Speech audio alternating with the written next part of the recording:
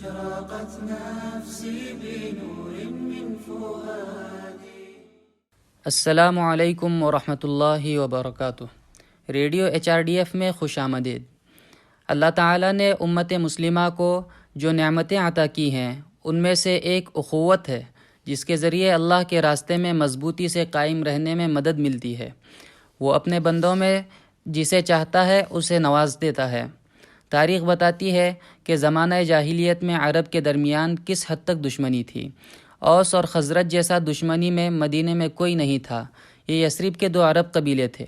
یہودی ان کے قریب تھے جو ان کی دشمنی میں نمک کا کام کر رہے تھے، اسے ہوا دے رہے تھے، آگ پر تیل ڈال رہے تھے اور دونوں قبیلوں کے تعلقات کو ختم کر رہے تھے۔ یہودیوں نے اس اختلاف کو اپنے مفادات کے حصول کے لیے خوب استعمال کیا۔ ان مفادات کی عدم موجودگی میں یہودیوں کے پاس کوئی کام یا زندگی نہیں ہے۔ واقعہ اس طرح شروع ہوا۔ ایک یہودی اوس اور خزرج کی بھیڑ کے درمیان سے گزر رہا تھا۔ وہ ان کے درمیان ہم آہنگی اور اتحاد دیکھ کر دکھی تھا۔ اس نے فوراً کسی کو ان کے پاس بھیجا۔ اس نے ان کے درمیان جا کر دونوں قبیلوں کے درمیان پرانی بواس جنگ کے بارے میں بات کرنے اور جنگ کے واقعات یاد دلانے کا کام کیا۔ اس نے ویسا ہی کیا جیسا اسے کہا گیا تھا۔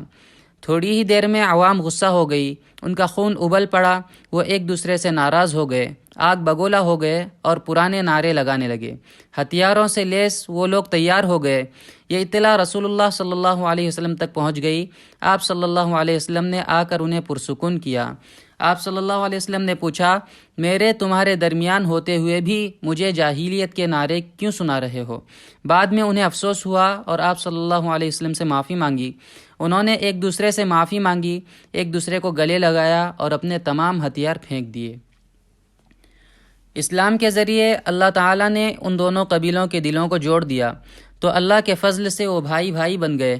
صرف اللہ ہی بھائی چارے کے ذریعے دلوں کو جوڑ سکتا ہے، باقی تمام اختلاف رائے اس کے سامنے چھوٹی ہو جاتی ہیں۔ وہ اللہ کے عظیم پرچم کے نیچے ایک صف میں کھڑے ہو گئے۔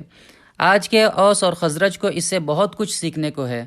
کم از کم ہمیں نفرت کا پرچار کرنے والوں کی ان حرکتوں کو پہچاننے کی ضرورت ہے جو ہمارے درمیان گردش کر رہی ہیں۔